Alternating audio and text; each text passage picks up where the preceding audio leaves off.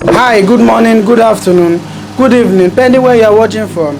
This is your friend, A Galvanized, and you're watching A Galvanized TV. Today, I'm bringing you a story about a wonderful lady, a lady that overcame addiction, Amber Hoffman, a 24-year-old lady.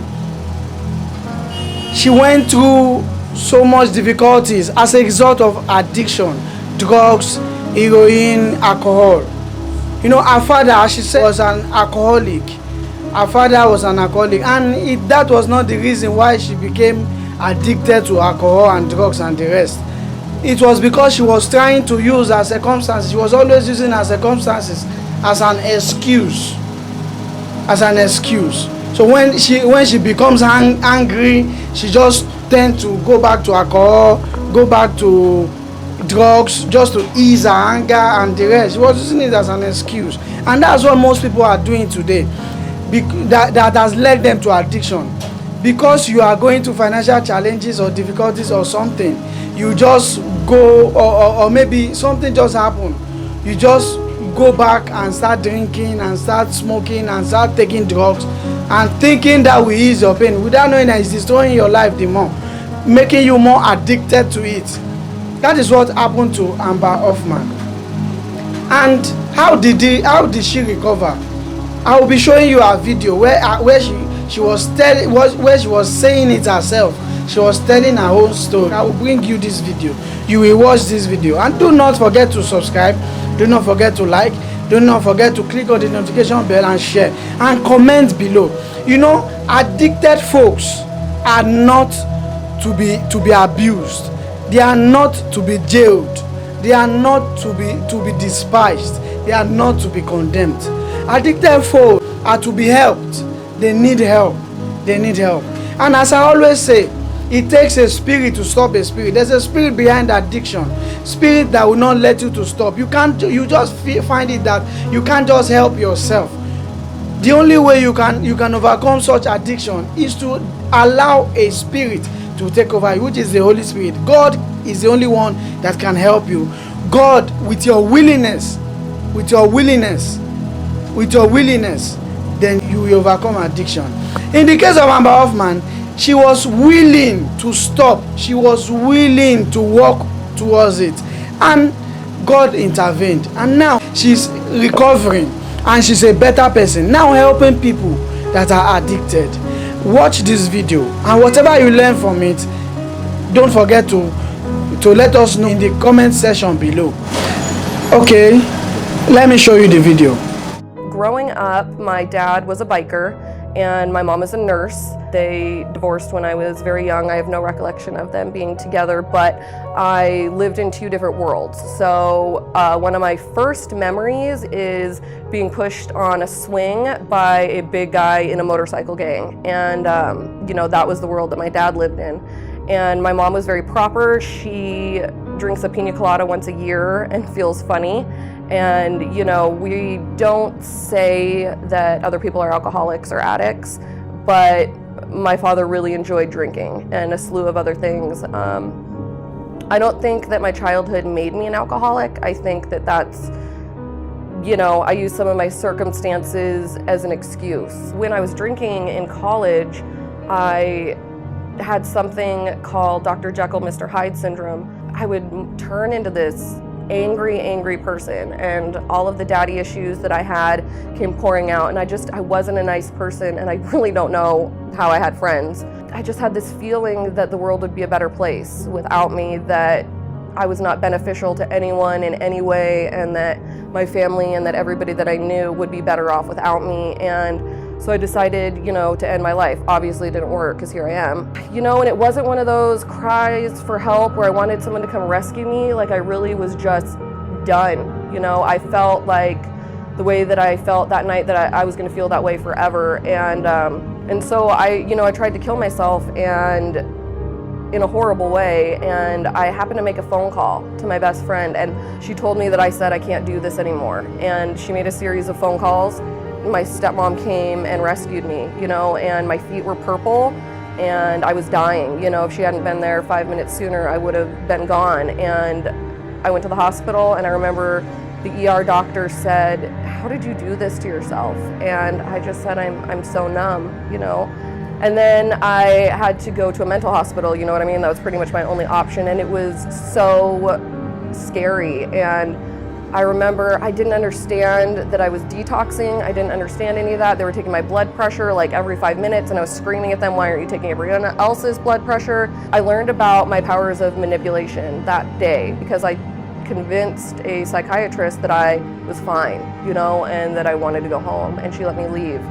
And you would think that that experience would have been eye-opening for me and that I would have stopped doing drugs and drinking, but I didn't. I kept going for like a decade more, and I was still super in love with my darkness, and I just wasn't okay for a really long time. In the midst of this, I met a guy, and I don't even know. We had been friends for a couple years. I don't know what he saw in me, and because I didn't like me, I didn't understand why anybody else would. You know, that guy ended up being my husband, and I was so crazy. I was so crazy. What ended up happening eventually is I got pregnant, and I, thank goodness, figured out that I was pregnant when I was about like a week and a half and pregnant. And I remember I was standing outside of this bar with my best friend at the time, and I had a drink in my hand and a cigarette in the other, and you know, I took a puff off my cigarette and I said to her, "I think I'm pregnant. This is the last drink and the last cigarette I think I can have for a while." And you know, and it turns out that I was pregnant, and luckily I was able to stop drinking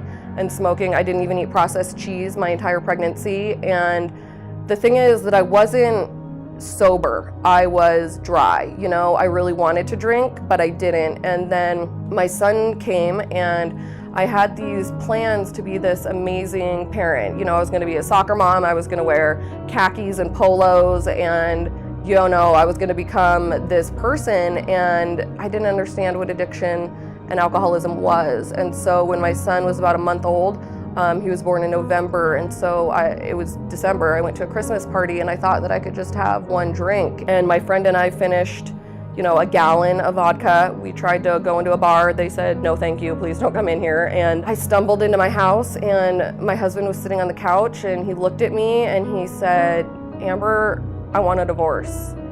You know, I was in what's called a gray out, so I sort of remember it and I sort of don't. And I smashed everything in our entryway, and I said, "Pick it up," and he said no.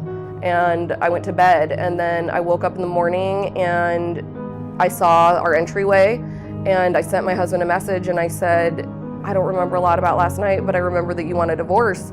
And he said, "I said that, but what I mean is if you knew the person you were when you drank, I don't think you'd want that person to raise our child." Yeah, it was like being stabbed in the heart, but I still drank for 2 more days while I thought about it because, you know, that's how I roll. And eventually I did make it back into the rooms, and the truth is that I got back into recovery because I didn't want my husband to leave. My son sleeps like a rock, you know, so he would be in bed, I'd be downstairs drinking alone, watching Netflix, nothing exciting, and I would go into his room while he was sleeping, and I would lay next to his bed and I would cry, and I would say, "I'm so sorry that I'm your mother. I'm so sorry that this is the person that's gonna raise you, and I wish that I could stop for you, but I can't." And you know, he never heard that because he was sleeping, but that's how I felt every day. And I woke up in the morning feeling awful, you know, and he would say to me, you know, he was 3 or 4, and he would say, why are you so angry in the morning? You know, and I realized that he was catching on. I remember I had about 6 days sober, and I ran into this gentleman that was the head chef at this restaurant slash bar that I would drink at after work, and he recognized me, and he's like, "How do I know you?" And I was like, no, you don't know me. You don't know me. He figured it out, and he asked me, you know, if I had a sponsor, and I said that I was going to do interviews and that I was going to have this magical, perfect sponsor this time. It was going to be different, and he laughed at me, and he said, "There's this group of ladies over there, you should go talk to them." And I remember they were standing in a little circle, smoking their cigarettes, and I felt like I was in junior high again, and I was walking up to them, asking if I could sit at their table, and they were gonna be like, "No, you can't sit with me." So I walked up to this woman, I don't know why, I walked up to her, and she gave me her number, and she said that she didn't need mine, and I called her the next day because I was willing, and we met, and you know, in retrospect, all of the beautiful things that happened to me in my life weren't anything that I controlled. It wasn't anything that I manifested or that I created. It's just how it was supposed to be. And, you know, meeting my husband, having my son, finding recovery, all of that. And, you know, and then I was off, and I was willing to do the work because I didn't ever want to feel the way that I felt laying next to my son's bed, crying that I was his mother. I just didn't ever want to be that person again. And I think about 3 months into sobriety, I got pregnant. And so I was pregnant for, you know, the majority of the first year of my sobriety, and I was so scared that as soon as I wasn't pregnant that I would drink again, because that's what I had done before. And luckily I did the work, I got involved, I was honest with myself, I knew who I was, I tapped into a power greater than myself, and by the time I had my baby, that thought was gone. You know, I understand that it's not me doing it, it's me tapping into a higher power that's working through me. And, you know, it's breathtaking to watch that happen. And my husband's super introspective, and he was like, well, yeah, it took you 2.5 years to realize that? Like, yeah, I guess sobriety suits me. You know, the majority of the first year of my sobriety, and I was so scared that as soon as I wasn't pregnant that I would drink again, because that's what I had done before. And luckily I did the work, I got involved, I was honest with myself, I knew who I was, I tapped into a power greater than myself, and by the time I had my baby, that thought was gone. And you don't have to understand all of it, because you won't. And if it seems scary, then you're doing it right. And I would recommend, you know, doing what you need to do to be sober, because it isn't easy, but it is so worth it. And the things that will happen to you in recovery, you can't even begin to imagine them. You can't even fathom them. And, you know, it won't be perfect, but oh my God, it is so beautiful and it is so amazing. And my husband isn't laying on the couch waiting for me to come home wondering if I'm gonna crash the car or get hurt or get arrested or say something awful. You know, he just goes to sleep, and then I go to sleep. And when I wake up in the morning, I get to pick my baby up out of her bed. She's almost 2 now, and she gives me this hug, and it's like magic. And like I said, the things that happened to me in recovery, I couldn't have even begin to imagine them, and they all happened because I was sober, and I was willing to do the work, and I was willing to be uncomfortable in order to love myself and be the person that I always wanted to be. You shouldn't kill yourself. You shouldn't commit suicide because of addiction. You shouldn't be depressed because of addiction. You should be willing to overcome it. It is possible. I say recovery is possible.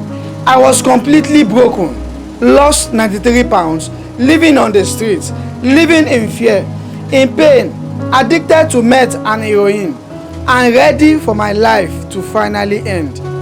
I had endocarditis twice from using drugs, and I had a hole in my heart. My mom took that picture when she went to rescue me. I took this picture tonight, didn't care about angels, just wanted to show my happiness.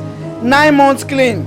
I fought hard for months in the hospital, survived heart surgery, gained 40 pounds, got a place to live, and I have my family and my 2 cats that helped me. I've posted this picture a lot, but my story is important. Recovery is possible, and it is worth it. There are many that are looking up to you, and if you get it right, they will get it right. Don't forget, don't kill yourself, don't be depressed, don't say it is not possible to recover from addiction. Yes, it is difficult, but recovery is possible. Like the case of Amber Hoffman, she has recovered from drugs, heroin, and alcohol. Even when she was in the hospital fighting for her life, but she has recovered. Recovery is possible. Don't forget to like, share, and comment. Share this video, comment, and also follow all my social media pages. I celebrate you. See you in my next video.